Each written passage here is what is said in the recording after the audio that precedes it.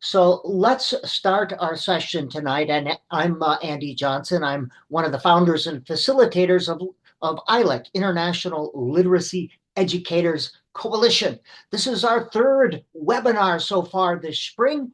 We have one, or this fall, we have one more coming up in December. You can see it right there. You can read that for yourself. But I am thrilled tonight to welcome Peter Johnston. I've read his stuff for years, and Kathy Champeau. So I am going to step aside and let you guys have it.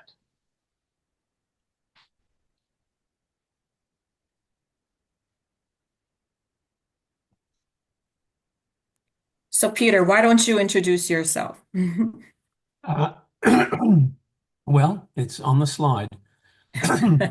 I'm Professor Emeritus at the University of Albany, and my research over the years has focused on classroom talk and the relationships among classroom talk, children's engagement, and their literate, social, and emotional development.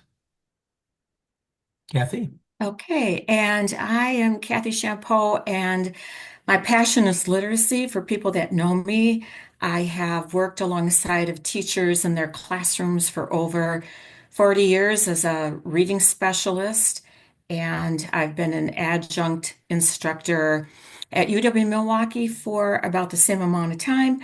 And the work that we're doing tonight is we're just thrilled to be here because it's a celebration of sharing joyful possibilities of what can happen when we position children as thinkers and when we elevate teachers as professionals and when we create the environment for teachers and a researcher to work together alongside children to learn and grow.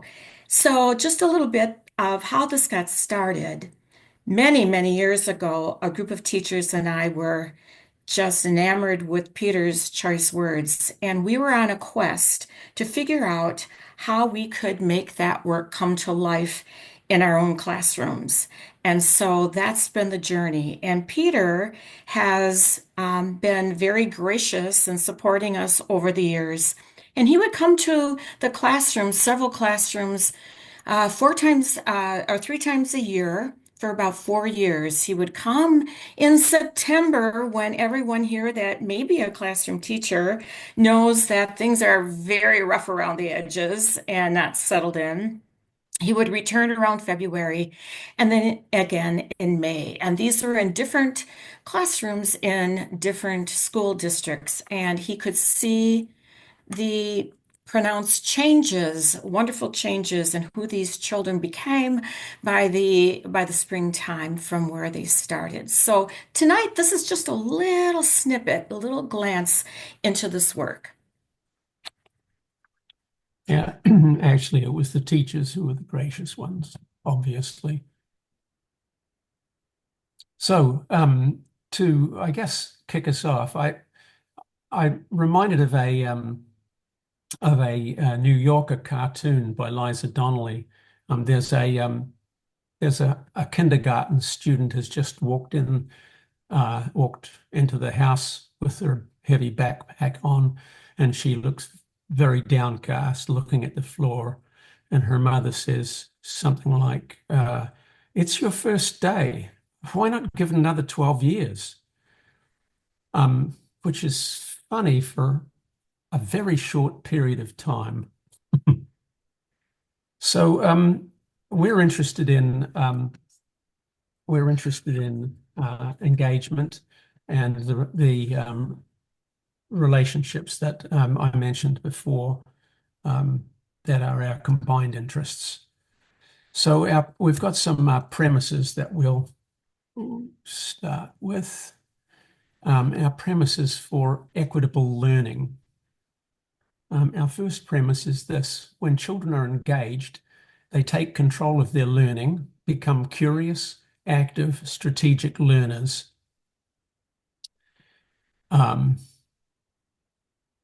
Second, individual and collective engagement are linked to a sense of autonomy, competence, belonging, and meaningfulness. These are actually human needs for development and well-being. I think self-determination theory, Ed Deci and Rich Ryan's work, and all of the work that sprung from that make these clear. The third premise is social, emotional, and literacy learning are intertwined because literacy and learning are as much social and emotional as cognitive. And the fourth premise is a caring, dialogic learning community optimizes learning opportunities. Children must learn how to build and contribute to such communities. They have to learn how to build them themselves because the teacher's not always going to be there. So let's walk our way through these premises here. Engagement in learning, and by engagement, we don't mean compliance, we mean full emotional engagement. And I should say, engagement isn't always obvious. That is, sometimes children in classroom discussions don't look as though they're engaged. And in our experience, they'll have been gazing somewhere, and then suddenly they'll say something compelling that shows that they haven't missed a moment of the conversation. So, but we're interested in that engagement. The thing is, when kids are engaged, they show us their best selves. We're less likely to underestimate them, and it limits deficit thinking about kids.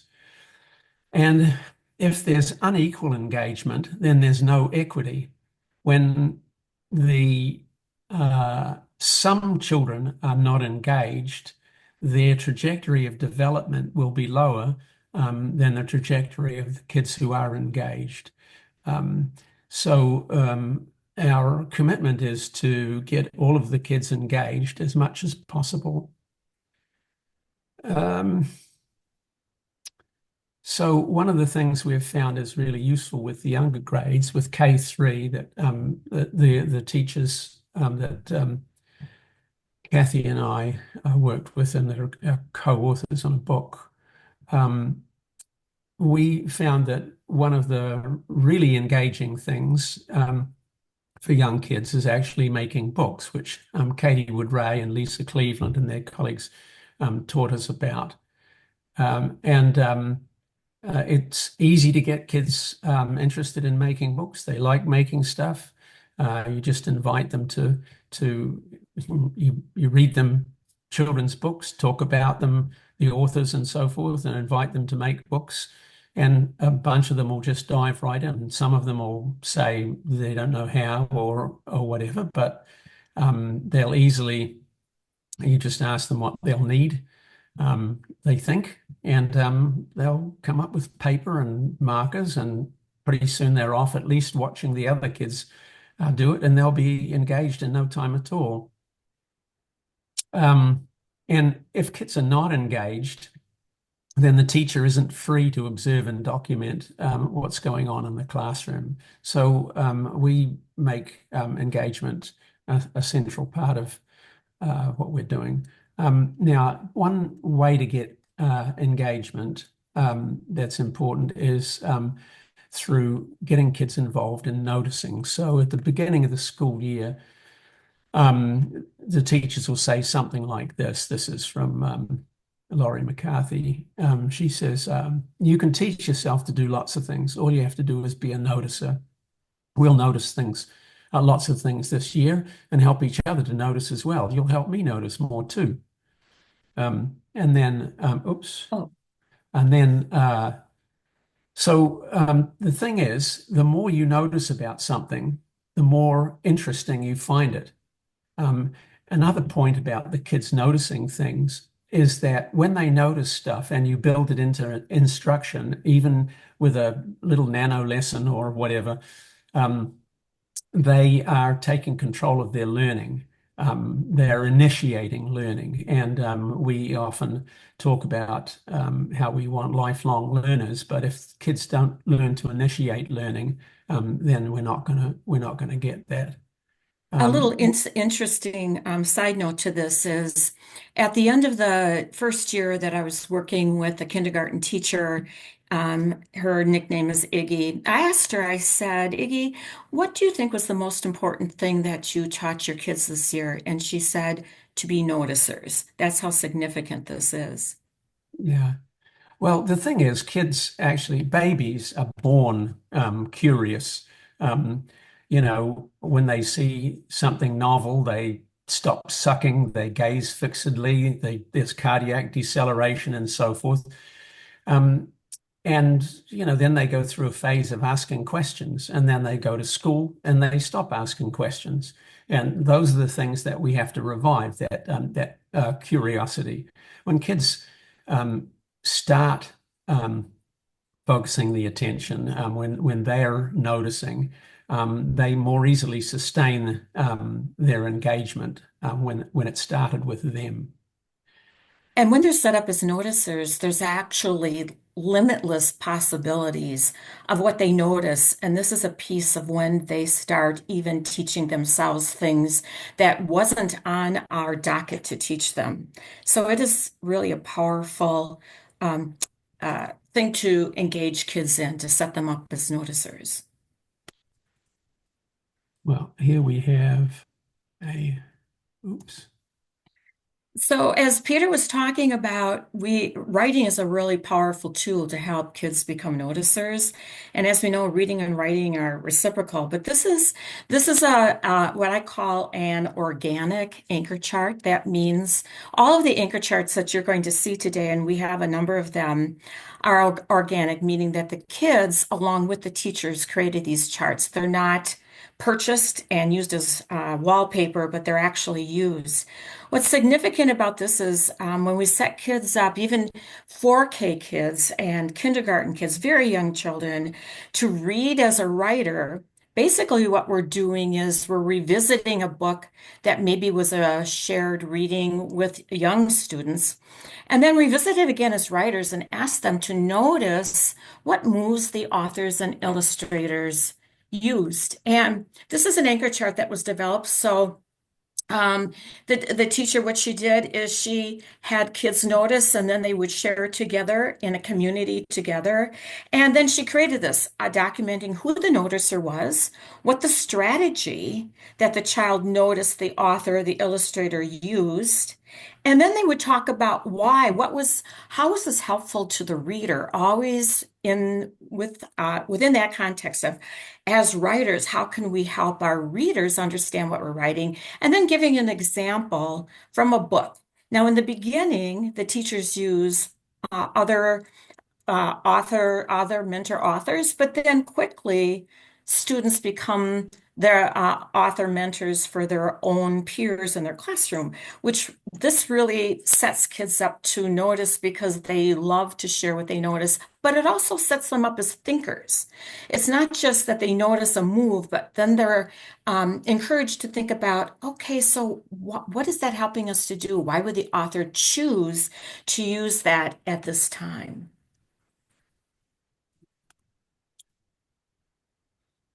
Here's another one, and I just want to interject too that as kids are developing these anchor charts with you, it sends a clear message to them that you value what they're thinking, that their participation in classes is valuable and they become more engaged. This one is actually from a kindergarten teacher. This was Iggy's classroom.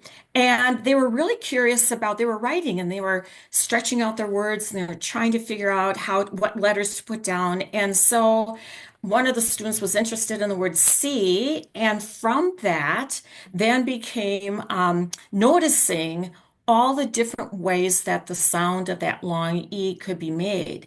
This was from them noticing in their little text that they were reading in shared reading. And as you can see, what's really stunning to me and was stunning to me in the kindergarten classroom is the sophisticated vowel patterns that they use from early on, just setting them off to be noticers. And they found this to be kind of like a game. And then it's spurred on other types of excitement and curiosity about word learning that typically may not be the most exciting thing that kids are learning in their classroom. But as setting them up to be curious and noticers, the sky's the limit on what they notice. And then they started using these in their writing. This became an anchor chart that was up in the classroom along with others that they referred to. I actually really think it's useful that they also noticed the exceptions in the bottom right-hand column there. You've got Reed, which is R-E-I-D, and Josephina with the I and so forth. Because one of the things that kids need to acquire is an understanding of these patterns, but they have to acquire a set for variability. Children who acquire a set for variability with these in the phonetic relationships are improve uh, improve faster than kids who don't. And as you can see on the anchor chart, Iggy, the classroom teacher, you can see the words that she put up, but then you can see the words that the kids pointed out, and some of them put them up there. Iggy might have helped them put them up there, but you can see how rapidly kids are noticing all these different patterns and the exceptions that Peter talked about. Now, also, not only are kids set up to be noticers, but the more that we notice as teachers, that is really what drives our instruction. So these are examples. When we work with writing and reading in the classrooms across the grade levels, we talk about guiding kids reading and guiding kids writing so that these show the observations that the teacher's making when kids are readers and writers, the notations, and then she's thinking about the strategy groups, the ways she could group them together. Now, what's important here, you can't notice it as much on the left side with the writing small group instruction, but you can notice it on the right side. If you look at the right side of that reading small group instruction, you will see names of students and then you will see letters after their name. And if you know, in many classrooms, the letters represent levels of text that the children are in. And typically, what has been done for a long time in many places is keeping kids together in the same level text. But what we've done is use strategy groups. So you can see that kids that are in different types of texts may still need the same kind of skill or strategy. And what this does is it really flattens intellectual hierarchies so that children are learning from each other, not thinking of who's a better reader or better writer than each other. They're just all writers and readers together, working together to become stronger readers and writers. And so that flattening of intellectual hierarchies is a critical part of equitable classrooms. Oh, and one other thing I forgot to mention, Peter, if you just go back for a second. In setting up these strategy groups, the other piece is that the teachers, what we did was we put one or two students in these strategy groups that could do that skill or strategy that would demonstrate to the children. So these were small groups, and then maybe one child that could show and talk about what they were doing. And we'll be talking about distributing teaching in a little bit in our presentation. The next slide is, in classrooms, there's ways that teachers are expected to keep track of children's development. So the only reason this slide we wanted to put up is these again are book levels, and this is that same kindergarten classroom in September, November, January, and then June.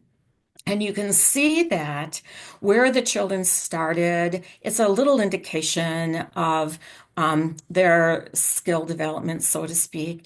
And then in June, you can see the dramatic change in these kids as readers, and that from level G on up, we have half the class, half the kindergarten class in these levels.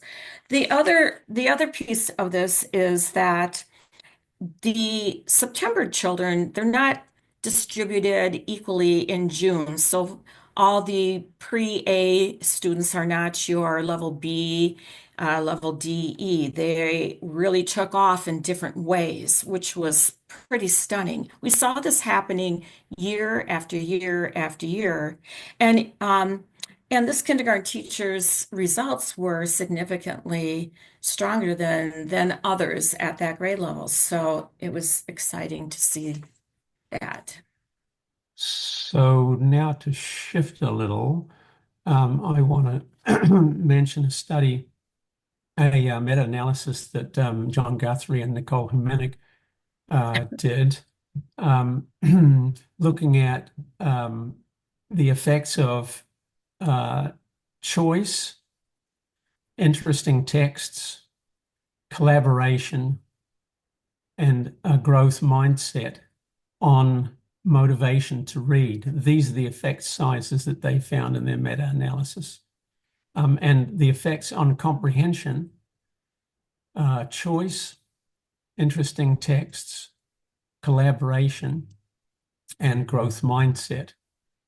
I mentioned this particular paper because my colleague Gay Ivey and I studied the effects of a change in instructional strategy some eighth grade teachers engaged in. They were sick of the fact that they couldn't get all of their eighth graders in their English language arts classes, couldn't get them engaged in reading, no matter what they tried. So this was one of the pieces that and Gay, in working with them, introduced them to. So they made some changes in their classroom instruction, and here are some of the changes that they made. We document these in a number of articles and in a book. So there we go. First of all, they gave them choice among personally relevant books or other materials.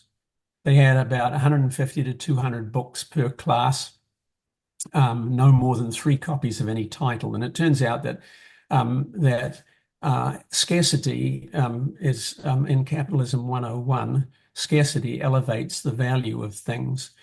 So when a kid really likes a book, and wants to talk to somebody about it, but there's only 1 copy of the book, they have to either keep track of who else picks it up, or they have to make somebody read it. Now, there's instruction was woven into the read aloud that they teachers chose a particular book that they thought that most of the kids would find engaging. These are young adult novels. And talk about books was allowed and encouraged. Initially, it wasn't. The teachers started off with silent reading, but the students protested that they really wanted to talk about what they were reading and they wanted to do it now. So they opened that up, and there was a flood of talk about the books. They asked no comprehension questions, only open prompts like "catch me up" or "what are you thinking?" So you can just pull up alongside a kid and say "catch me up," and it's pretty easy to find out if the kid is engaged or not. And then you have options as to what you can do about it: introduce them to another student who found the book engaging, or change the book, help them find a better one, and so forth. These were some of the kinds of books that they chose to read. Some of these are exactly the kinds of books that people are trying to ban in schools at the moment. And it turns out that the disturbingness of the books was part of what made the kids have to talk to somebody about the books. They would talk to anybody. They would talk to the teacher. They would talk to other classmates. They'd talk to parents. They'd talk to family members. And it's that talk that actually plays a big role in their development. So the least interesting thing about this was that on the state test, more students passed the state test. A significant number of students rose out of the lowest passing score band, and more boys, African American students, Hispanic students, and students from economically disadvantaged groups passed the test. But again, that was the least interesting of it. The changes that took place in their socio-emotional development and lives were astonishing to us. And we documented those in considerable detail. But in the interviews that we had with the students, here are some of the things that students said, and they give us some idea as to why this might happen. Here are some interview segments. Before this year, we kind of had to read books they assigned to us, so I pretended to read it and I just wouldn't care about books at all. We never talked about our books last year because I was never hooked with any of the books that we did. Identical by Ellen Hopkins. It's like it was good throughout the whole book. And then when you got to the end, it confused you. And then you had to go back and read it all over again. Like when I got to the end, I was like, what? And I went back and reread it all. And it was like, whoa. I loved Grace. I read it like 3 times. I just couldn't figure out why she thought the things she did. She'd been raised that way, as to be a suicide bomber. And that was all she knew. It was different than Elizabeth Scott's other books. But I tried to make connections to the characters in those books, like Living Dead Girl. Grace and Alice did what they had to do to take care of themselves, and they had to realize that in doing that, they hurt other people. But still, I had to read it slow and think about it as I went along. And I read it again a few times. Now, you'll notice not only are there, the increase in reading that took place here was enormous. Actually, the first year, the average number of books children consumed went from 3 books in the year to 42 books in the year. And in fact, at the end of the first year of the study, we asked about a third of the students, graduating students, if they had read any books that they either couldn't stop thinking about or had to talk to somebody about. And they named 72 students, named 159 distinct titles. So, which is quite different from the experience that students have when they're assigned books to read. Here's another student. Yeah, everyone has gotten so much smarter. Like we always talk about books. The conversations have brought me closer. So, that sense of competence and also belongingness. I feel like I used to be a very social person and I'm not a very academic person, but I can actually have conversations about books now, which is kind of weird for me. You can almost hear the old identity and the new identity colliding in this, what this student says here. What's interesting is because the students are unsettled by the books that they're reading, because they're fully engaged in them, they've climbed into the characters' heads. And in being unsettled, they have to talk to somebody else about it. And what they're interested in is that other person's perspective. And because to be a competent participant in the community only needs you to bring that extra perspective to bear, there are broader ways to to gain a sense of competence in the classroom. Our second premise here is individual and collective engagement are linked to a sense of autonomy, competence, belonging, and meaningfulness. These are needs for human development and well-being. Again, I mentioned Ed Deci and Rich Ryan's work on self-determination theory. The thing is, as Kathy mentioned, what we have to eliminate are these classroom social and intellectual hierarchies that develop. And the more we narrow literacy down, the easier it is for kids to actually organize each other in a hierarchical way, so that some are at the bottom. And those ones at the bottom will fairly quickly decide that this is not a part of them. This is not who they are. And this So, starts when they're really young. When they're in kindergarten, if those classrooms are set up with intellectual hierarchies, they readily know where they fall within those intellectual hierarchies. So the way we position kids and the way we create learning opportunities for kids matters greatly, and it starts very young. so this business of making books with the young kids and choosing the books, which they do their research for their books as well, And with the older kids, the choosing of personally meaningful books, it turns out they find each other interesting. And because they find each other interesting, it changes the social dynamics of the classroom. As I say, they find each other interesting, and what we do is change the way people talk in the classroom. In particular, we orient them towards a growth mindset, because, well, I'll show you the advantages of a growth mindset that are useful for this.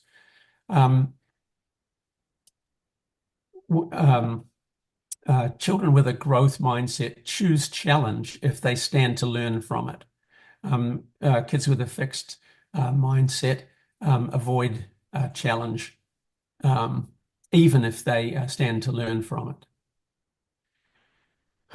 When encountering challenge, those with a growth mindset become more strategic and persist, as opposed to quitting.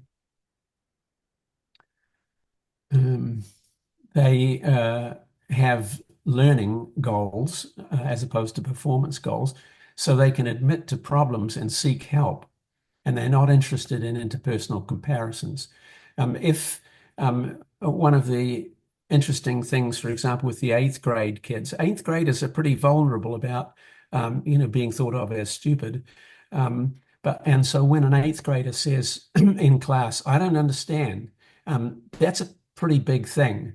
But we have kids, eighth graders, doing that, saying, just, "I don't get this." And it's because of the language the teachers use. They normalize problems. See, kids with a growth mindset tend to explain their own and other people's behaviors with process attributions, not fixed traits. So it's not that's what good readers do, or whatever, or I'm a good reader, not a good reader. We don't have that kind of binary. We can say that's what readers do, because readers screw up. Readers do all kinds of things, and we don't have to set up that fixed binary. And the more we get kids talking about the processes that they're using, they're actually they distribute when they articulate the processes that they see or the strategies that they use.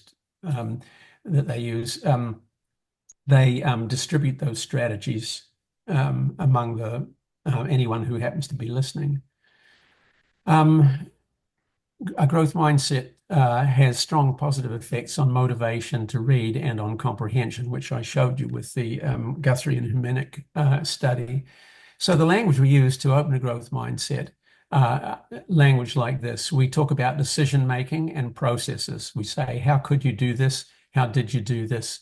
And as I say, as they articulate the strategies that they used, they make them available to other students in the class. But also, when students articulate strategies that they used, which they're often not fully aware of until they articulate them, they become more able to transfer those strategies to other circumstances. We value trying and persisting.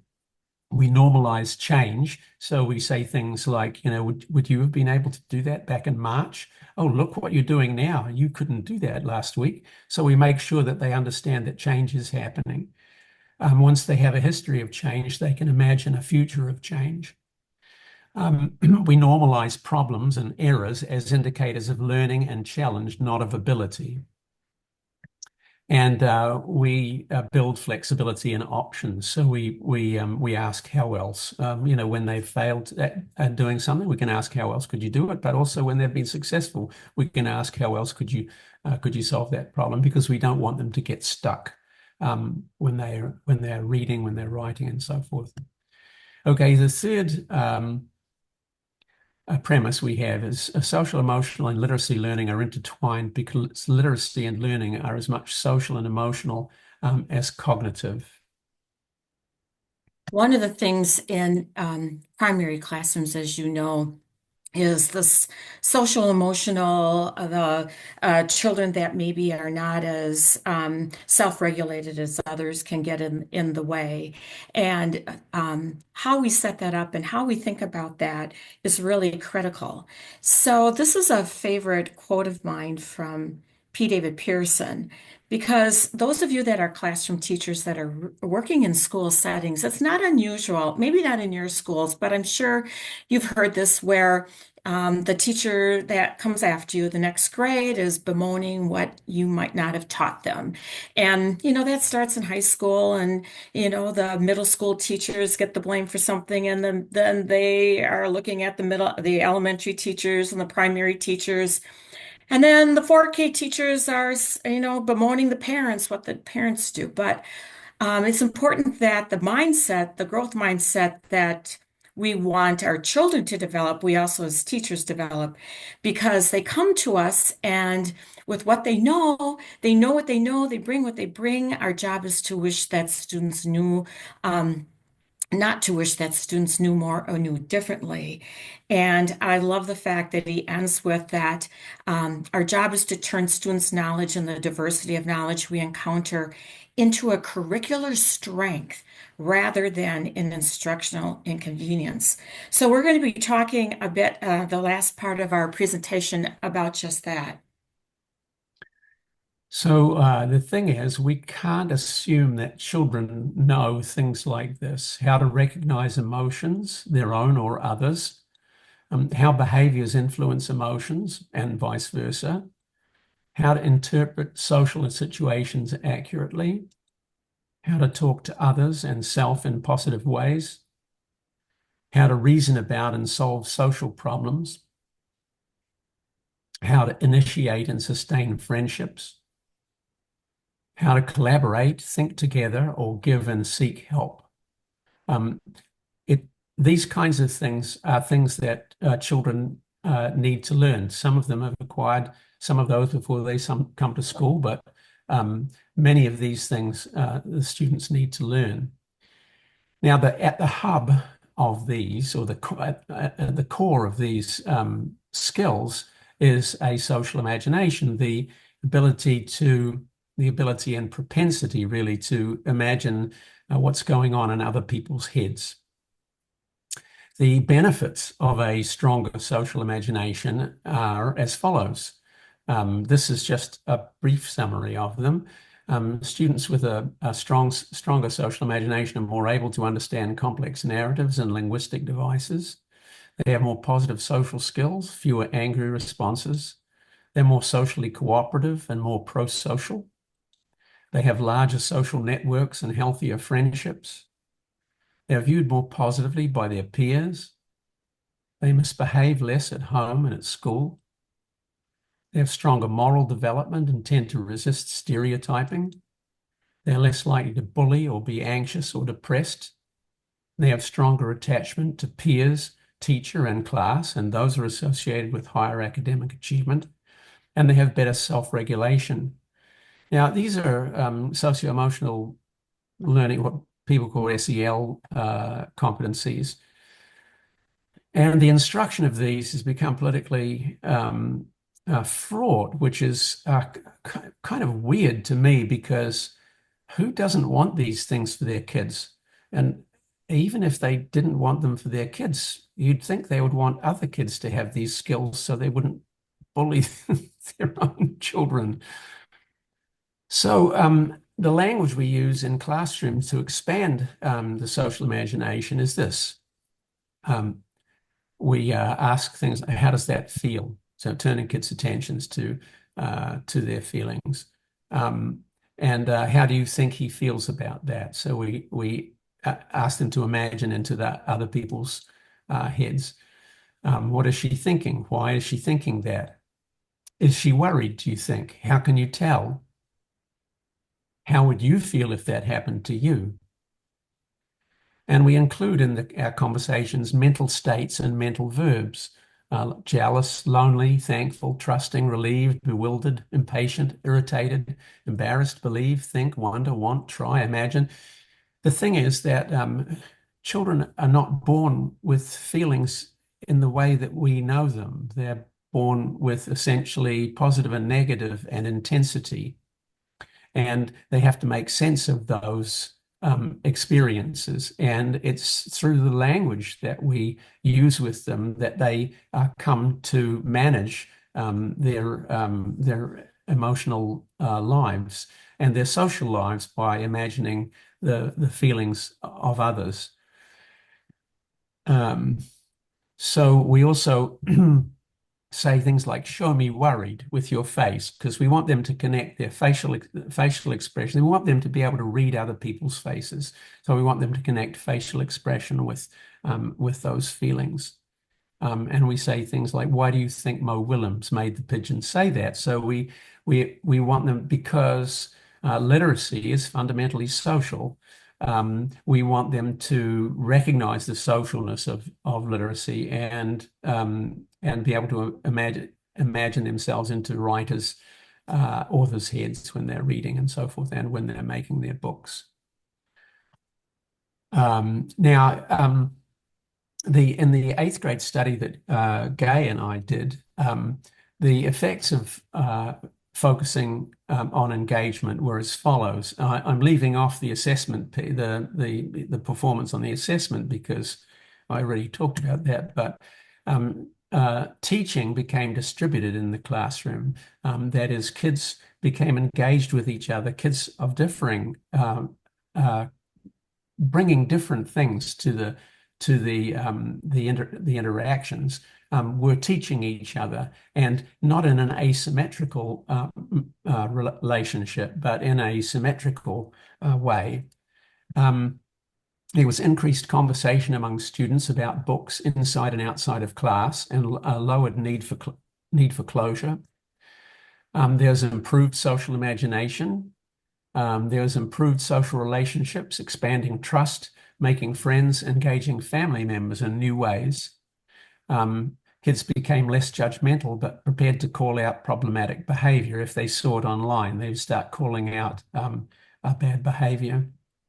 There was increased emotional, behavioral, and academic self-control, more productive identities and narrative trajectories, and there was increased happiness. That's right, happiness. It seems like that should be on state standards, but it never seems to make it there. And yet, happier students have better self-regulation, better executive function, they're better learners, and when they leave school, they're better earners. Now, the fourth premise for equitable learning is a caring dialogic learning community optimizes learning opportunities. Children must learn how to build and contribute to such communities. So we think about distributing teaching. So Laurie McCarthy is particularly good at this. The teachers, I'm just quoting her here at the beginning of the year, first day of class. Well, maybe Peter, I could just give a little context for this. Yeah, why don't you give some context to In the this? last few minutes of our presentation, we can move a little rapidly through this, but you'll get the idea that the first day of school, Lori McCarthy, a first and second grade teacher, sets her kids up to be teachers, and that changes their identities. And she looks for ways that she can set them up to teach other kids. And in fact, they were going out to recess the first day of school when I was there. And one little boy turned to the other and he said, "Oh my goodness, it's the first day of school and I already taught somebody something." And the other little kid said to him, "I told you were going to love this classroom." That's how excited kids are when they see themselves as teachers. And then she says, "How many teachers do we have in this classroom?" "We have 23 teachers." So they know from the first day of school, they are resources for each other. Well, actually, I mean, and the important thing here is not enough to tell them. You have to actually make them recognize themselves as teachers. So Laurie will set them doing something that they can become engaged in. And when kids are engaged, they become strategic. But they're not aware of the strategies that they're using. So Laurie will notice them doing something, show them what it was that she saw them doing and why it's important. And then she'll say, "Would you like to teach the other kids that strategy?" And they always up for doing that. And so with a little help and a minute of class time, she can help them teach the other kids something. Now, the other thing that I thought was important that Laurie will often say is, I can't wait to see how you all end up helping each other. This is just that little extra nudge to be able to help one another. I think one of the funny things to me about this is Laurie was given an award for being a great teacher. And in order to set up the award, someone went around and videotaped, did some videotaping and interviewed a group of kids on videotape and asked them what makes Ms. McCarthy such a great teacher or such a good teacher. And one of the kids, quite affronted, said, "We're all good teachers." Simultaneously contesting the question and asserting the premise. So it's that building into the community that we're all teachers and learners here. Now, Kathy, do you want to say something about Well, in this? this next scenario, I was actually in the classroom and these teaching examples are happening all the time. Um, do you have the exchange up, Peter? I With, do. Do you want to set okay. it up? Yes. Okay. So I was in and the kids were off reading together and one little girl was having trouble with a particular word. And she turned to her little table mate and asked him what the word was. She was stuck on it. So Peter has this exchange of what happens, which was stunning to me. When I heard this happening, I couldn't believe these were first and second graders that were coaching each other about how to teach another child. So when you see this exchange, you will see that Lori, the teacher, overtly was teaching the kids what to do and how to coach them when they're having when they're stuck on something, not to take it over for them, but to help that child think it through. So we have Maxine, the first grader, is stuck on the word because, and she turns to her second grade next door neighbor, Harry, and his buddy, Noel, who's next to him. And so Harry says to Noel, "We can't give her the fish. We have to teach her how to fish. Let's think about this." And then says, "Can you see the first part?" And there's a pause. And then she says, "I see B." And then Noel says, "Well, what would make sense there?"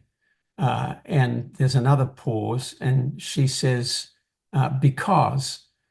And then they all just resume reading again. And it's like, how long did that take? And what would have happened if there hadn't been that support available there? She would have got hung up. So then Kathy catches Harry later and says, "What did you mean by teach her how to fish?" And Harry says, "Well, you just can't tell someone. You have to help them figure it out." And then she says, "Well, why is that important?" And he says, "Well, if you tell them, they don't think about it as much and won't remember the next time. If they figure it out, they'll remember better." So here you can see the effects of Lori's teaching with the children, and this is happening all the time in the classroom. And so one of the things you won't see in Lori's classroom is a kite tail string, what I call children lined up, at her desk or table, asking for her to help them solve problems because they're solving problems together. Now, the other thing that we're doing with children is helping them have these dialogic conversations together. And it starts with teachers thinking about text sets. And in this particular classroom, Mary's classroom, a third grade teacher, she was weaving together books about kindness and developing empathy alongside their social studies curriculum. And so what we're doing here is looking for books that are what we call thought-provoking books, books that kids can think together with. But these are books that over the course of the year, we know we're developing empathy, kindness, and taking on different perspectives, understanding different perspectives that kids have about a topic or their social studies. So we're going to show you how those conversations develop whole group, but then how children automatically start wanting to have conversation groups together themselves and managing and conducting them together and what they do so that happens. So one of the things, remember the noticing piece? Well, kids are asked to notice the words that uh, characters are using in books, but then and then the cause and effect of that. What effect did that language have on the character? But then they start noticing the language that's productive in the classroom, and so they keep track of words that matter. On the left side of the screen, they also keep track of actions, productive actions, and how that made them feel. But here are just what some of the kids were sharing, and then Mary put them up on a anchor chart for kids to refer to so that if you're in a certain situation, you might use certain words. And this grows over time. This was just the beginning of this kind of work of noticing that words matter. Now, so if many of you probably already are doing conversation groups with your students, but sometimes teachers are a little reluctant and get a little nervous about, oh, I don't know how I could even begin. Well, it's actually quite simple. There's some quick little starter questions that give you a lot of response right away. So as you have a thought-provoking book that you selected and you're reading it to them, one of the things that you do first is to ask kids, um, what are you thinking? And Peter, I don't know if that's coming up on your screen. Oh, sorry, it Okay. is. Okay. I was clicking And away, but so what are you thinking? And some teachers said, well, what happens if nobody responds to anything? And I said, well, that's easy. You just tell them what you're thinking. And then read along a little bit more and then ask them this next question. And I guarantee you, by the time you ask this next question, what are you thinking now? You'll have at least one child that will have some thinking to share. And once that one child says something, then other kids will start wanting to share their thinking. Now, the pr next question is really a provided pivot. provided you don't say good, right, Yes. yes. There are two pivotal questions in these five questions that we're going to share with you. And this is a pivotal question right here. Because I call sometimes when kids have conversations about text, they are all interested in getting their thinking out. So it becomes popcorn thinking. Everybody just is sharing an idea. But what you really want them to do is to listen to each other. You have to set that up. So the teacher will say, did you hear what Angela said? What do you think about that? So you're turning children's attention to the other kids and helping them to think about what other kids are saying. You're doing that overtly and directly. Then the next question, by the time that you're done with the book, and you've had different conversations throughout the book, is what message or messages do you think the author might have had for us? Now, the important part to this is the messages. Oftentimes on these thought-provoking books, it's a second revisiting of the book where you're able to dig deeper into what kind of message. But now the fifth question is the most pivotal question because what we're going here for is developing empathy and kindness and changed behaviors toward other kids, productive actions, sense of belonging, and competence. So this is the key right here. How can these messages help us here in our room, in our school, on the bus, and at home? And the children take these seriously. So when you think back to that words matter chart and an actions matter chart, they start paying attention to that. They start using those actions and those words and the words and the actions from characters that they have that you've had conversations with to help them know how to be changed people. It's very powerful and it happens rapidly. So go ahead, Peter. Oh, well, so when they're having these conversations about books, we also notice the strategies that they're using because they will use strategies, and we help foreground those things. We say things like this: who can add to that idea or work with it in some other way? So opening up the possibilities for them to interact with each other. And then make sure each person has a chance to say something so that your learning grows from each other. Notice this is a causal process statement. This is do this so that this. Um, that's what makes it a strategy. And Addie, when you put those two ideas together for us, it helped us to understand that. So when you did this, this is what happened here. Um, if Steve hadn't asked what you were thinking, we wouldn't have heard from you and wouldn't have figured that out. Okay, again, um, uh, showing those interaction strategies and the value of those strategies. Can anyone push back against this thinking? Because we want kids to disagree with one another to come up with different perspectives, because it's when kids disagree with each other that more learning takes place, because when they disagree, they're compelled to justify the position that they take.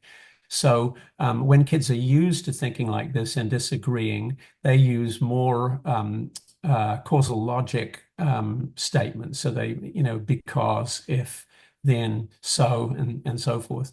Um, and if you hadn't disagreed, Rachel, we never would have thought about this. So we do want them to disagree, but we don't want them to end up being the one who disagreed and lost. So we want them to actually see the value of the disagreement as a social practice, a normal social practice. So in a discussion group, in a Mary Comar's second and third grade multi-age, in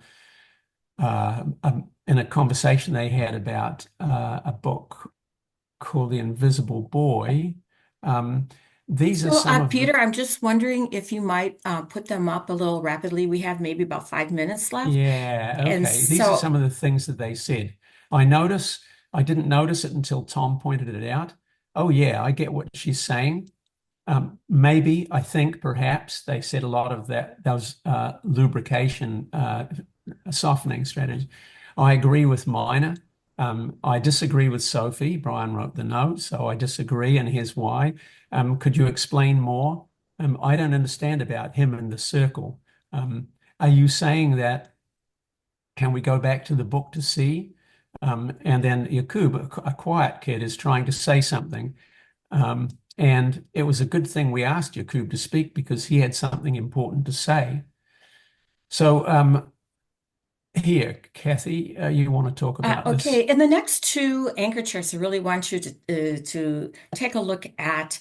These are the productive moves. Now, remember, these are all organic anchor charts. So together, the children are noticing all the ways they've had conversations, the language they've used, and now this is moving toward them having their own book conversations. But also, what happens the second day when a teacher Mary would revisit that read aloud. For example, she might read it on Monday, but revisit it on Thursday. So then they needed to think about what are the strategies for helping us remembering to go back. So the kids said, well, we should give a synopsis or a gist. But then they're keeping track of the moves they make in having a conversation and why they would make those moves. And those are the kids thinking. When you see those little post-it, those are what the children were generating. The teacher wrote it on the anchor chart so it was readable, but it was the kids generating these moves and why they were important. And then the next chart is really critical because this anchor chart was developed because some kids were having conversation groups together, but they were noticing they weren't as rich and meaty as the conversations that they were having with the whole class. So they came to Mary and they brought this dilemma to her. And so the whole class had this conversation that they should revisit these productive moves, think about the different things that can happen, the different words, the different actions that could happen in this conversation group so that they can deepen their thinking. And then she puts this on a core board, those artist core boards. So kids actually take these core boards around and they set them right by their conversation group and refers back to that. So then Okay. Mary and the teacher doesn't have to be the one intervening in these conversation groups.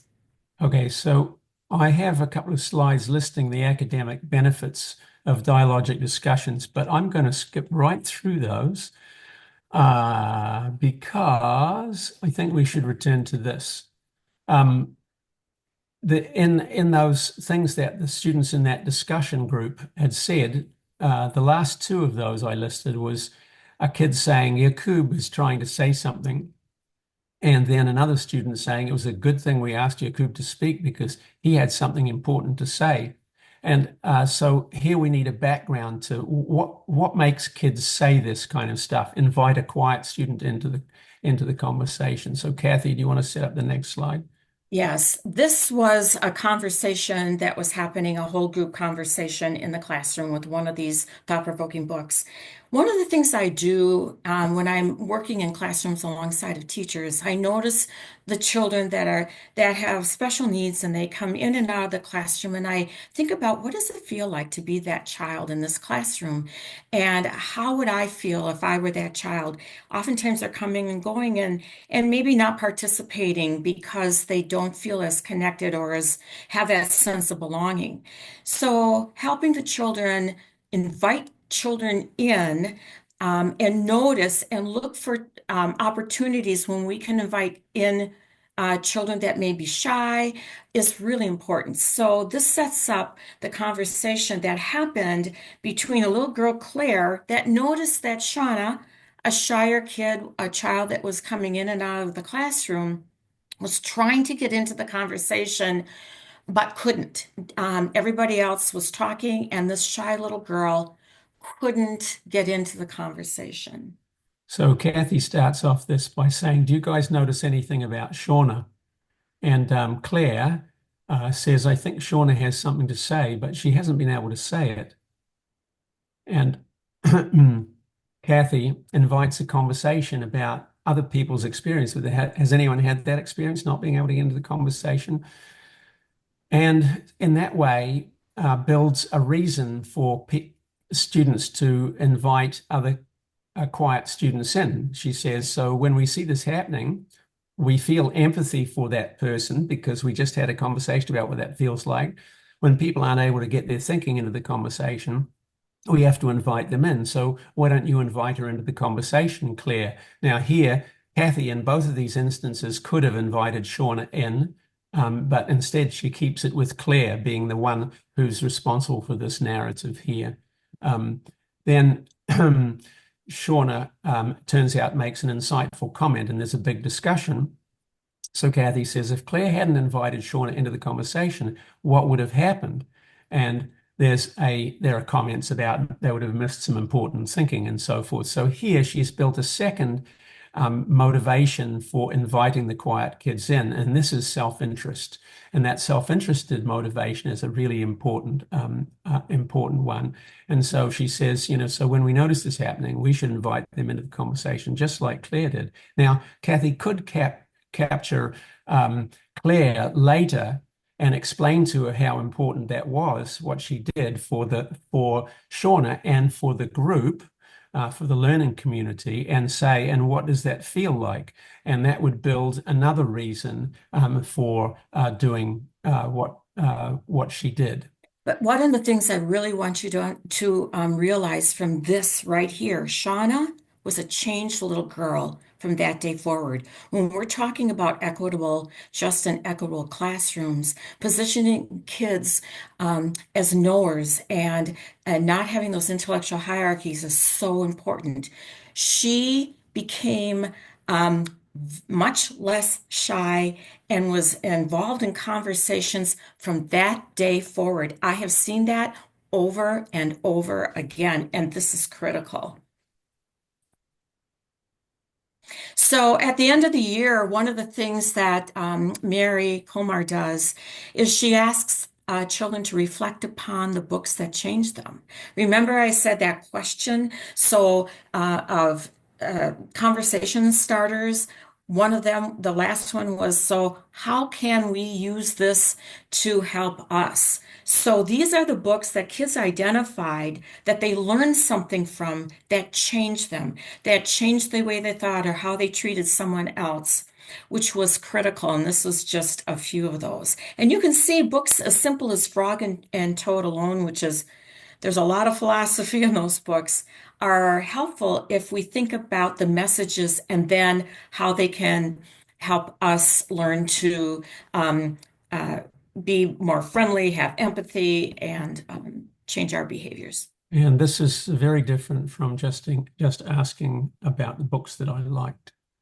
Okay, so I just want to make a connection here to Jim G did some research on video games. What he wanted to know was how video game designers make video games cognitively and emotionally compelling, because he recognized that kids get onto video games and they start off not knowing how to do it. They fail continually, but they keep going. And what makes it possible? What do video game designers know that we don't? And I'm summarizing a book here, but these are the sort of highlights to me. Um, that there are gatherings of people on these platforms with the same passion that have distributed teaching and learning. He calls them affinity spaces. Um, and there are novices and experts that are not segregated, and they can pursue different goals within the space depending on their own choices, purposes, and identities. They can mingle with others as they wish, learning from them when and where they choose. Um, the community norms are supportive and encouraging with feedback, and there are many different forms of and routes to participation and competence. And there's an expectation that individuals take the initiative in learning, but help is offered and sought where necessary, and mistakes and problems are expected aspects of learning. And I think this captures pretty darn well what happens in these K3 classrooms with making books and the way reading is approached. And also the eighth grade students, exactly the same thing with them choosing the books. And people worry about students not reading all the same book, but actually the students do end up reading a lot of the same books because they insist on each other reading the books that they want to have conversations about. But it comes in a different way. So finally here. Okay, so the invitation for you, this is our second to last slide, and then Andy will have to let us know if we have time to entertain questions. But the invitation, two questions. Why don't you just put them both up, Peter? And is to do what has changed, what has made a huge change for me over the years in working in these classrooms is thinking about how does it feel to be Shauna in this classroom. And we have so many examples of children that maybe do not have a sense of belonging. Once you start looking at classrooms through children's eyes, it really changes everything. And then thinking about how do I value children's thinking in my classrooms so their voices are heard. Once you start valuing their voices, the learning and the participation, the sense of belonging and competence just exponentially explodes. It happens repeatedly. I continue this work no matter where teachers embrace this work, they get the same results, which is pretty exciting.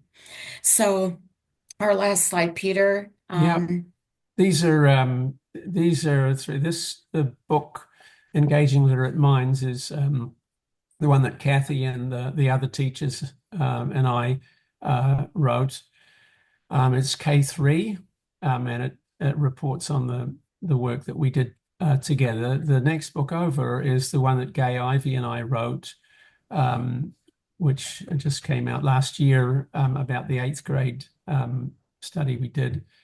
And then there's Choice Words, which was partly what started our conversations way back. And I just revised that, and that revision came out this year.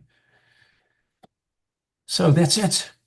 Thanks for having us over to into your living rooms or whatever.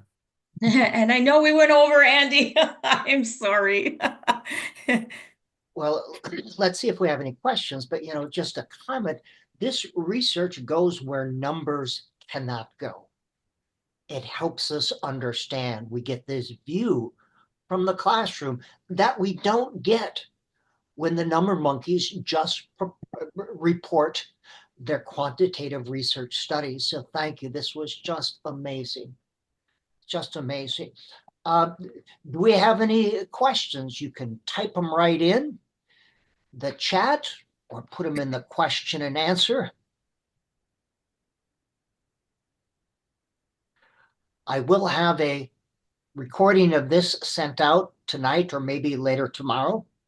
I will also have a recording of Dr. Elena Adorova's webinar in late November. Okay, I think we are all questioned out. I am going to get these books. Again, I thank you for this. This is such a timely topic right now when we need to understand and help our children understand. So thank you very much, Dr. Johnston and Kathy Champeau. And people, if you need CEUs, I put my email in the address there. Oh, I have one question. Okay. Could we please have details of the Guthrie and Humanick study? Let me get the reference that And I'm guessing those are in your book as well. they are. I hate to say buy your book, but buy your book.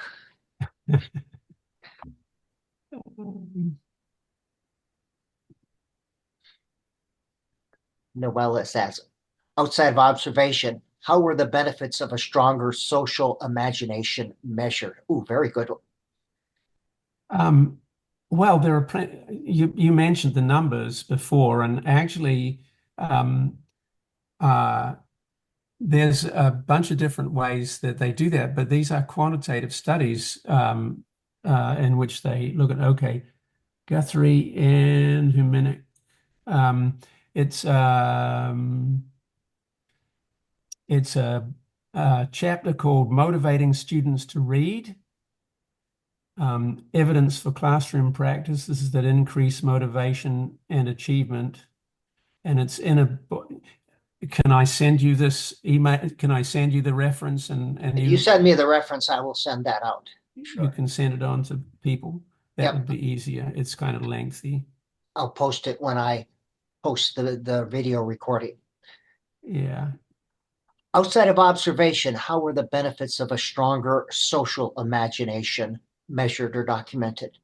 Well, there's a bunch of different, this goes under topics like theory of mind and so forth. Okay, so there are a number of different measuring instruments that are used. So, like the eyes. Oh, it's late in the evening, and I'm blocking on the title of the thing, but the idea of looking at the eyes, all you see is the eyes, and you have to decide what's going on behind the eyes. There are a number of different ones of those, and then there are various ways of measuring the social interactions that kids have, and there's actually quite a range of these. So I don't know how to if someone were interested, I could certainly send them a list of But some. if I could just interject, those research studies are helpful. But observationally, I can tell you that when Peter came in September, remember I started by saying in September, these teachers have challenging classrooms. They have the hardest for us to teach children. They have their classrooms, as you can imagine, are the classrooms that children with special needs are placed. And in September, it's pretty rough. And the behaviors some of them are extreme. One of them is written in our book, Putting Your Best Foot Forward, with a first year teacher doing this work. And by the end of the year, and Peter can comment on this, you cannot tell the difference between the children that came in with uh, having social emotional needs and those that were further along.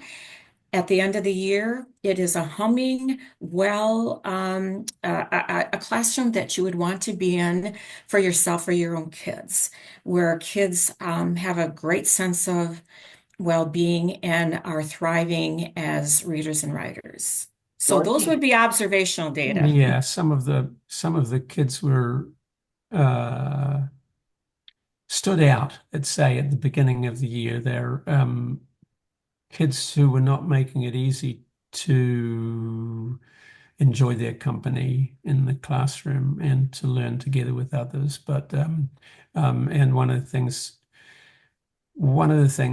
chapters in that book actually is about breaking down the detail of how you go about teaching kids who are sort of far behind in that development, how you actually build that up piece by piece. So yeah, it's a One of the things I'd like to interject, and that was a first year teacher. When we say that first year teachers need something, they need a script or they need something to follow that they can't do it, I will tell you that's not true. Repeatedly, if first year teachers are in a learning community together with others, learning and growing, they rapidly, just like the children in their classrooms, are learning how to create these kinds of classrooms. And that's why I started in the beginning that this is a celebration when we have the space for these learning communities for teachers, that teachers are professionals. Related question, what is your advice for pushing back on scripted curriculums? Scripted curriculums for me and talking about those, um, administrators want results. And scripted curriculums, there's not a scripted curriculum on the market that proves that by using that scripted curriculum, all kids will thrive.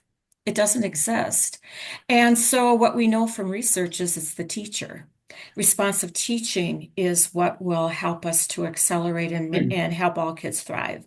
So, helping folks understand what is their goal and and helping them to see the benefits of having teachers as professionals versus teachers as technicians is critical. This is the work I'm doing at the state level right now. I think I think it's very difficult to push back against that right for teachers to push back against that right now. But the thing is, as Kathy says, teachers can't be responsive with a scripted curriculum, and there is not evidence that a scripted curriculum actually is more productive than responsive teaching. It's a mystery to me why people think that that would be a good idea, since they ask for assessment and differentiated instruction. It just seems to be a conflict. I just it makes no sense to me. Um, yeah, I and I don't think administrators are always persuaded by performance. Sometimes because I have had the experience of teachers doing demonstrably wonderful things with the kids, and then administrators saying, "Well, you got to stop doing that. You have to do this scripted curriculum." And in spite of demonstrable positive growth on tests. Um, I I think what's important is for teachers to create, just like Andy has, the ILEC organization, but locally to find spaces where teachers come together. I'm in Wisconsin, and we're doing that at the state level, trying to provide spaces for teachers to come together. And then everybody's context is different. In some schools, principals may be readily you know, ready to listen and to hear something different by giving them different articles, by showing them evidence from students' work, and some are not. And so I think each teacher has to figure out what are those little chinks where they can make a little inroad into a conversation. But actually finding other like-minded teachers is really important. Yeah, and I'd agree with that, and taking every opportunity to educate people about what they're doing and why. And that's why ILEC is so important. Andy, I just have to commend Andy Johnston here over a year ago, despite the fact he's working full time and has so many irons on the fire and has a personal life, started this organization for that very reason. And so ILEC has a lot of support and a lot of resources and a lot of really wonderful people just trying to do what those hard things are and being a support. I learn from every conversation. All right, question. Very snarky question. Have you ever noticed a child putting up a picture of their mouth creating a particular sound on a chart, or children noticing or charting or noticing or creating a sound chart with no words, just pictures of their mouths? I have That to was say I've never sarcasm. seen Really, that. it's actually really amazing the things you actually see in kindergarten and first grade classes now. What kids are supposed to learn as if it had anything to do with learning to read. And how much they learn to hate reading by the time they get to second grade, and how things like letters are passed off as being scientific when there's absolutely no research to support this load of baloney. I have not read it yet, but I scanned it. I think the International Literacy Association, and I have to do a little digging. It was reporting on a study that the amount of children's reading recently in the last several years, last 3 years, they did the study from third grade through high school has significantly declined. Kids choosing to read. I think that will be an important study to get our hands on and to take a look at and start pushing out. All right, good old Uncle Andy's going to have to go to bed here. So I want to thank you two again, and we will have this on recording ready to go tomorrow. So thank you very much.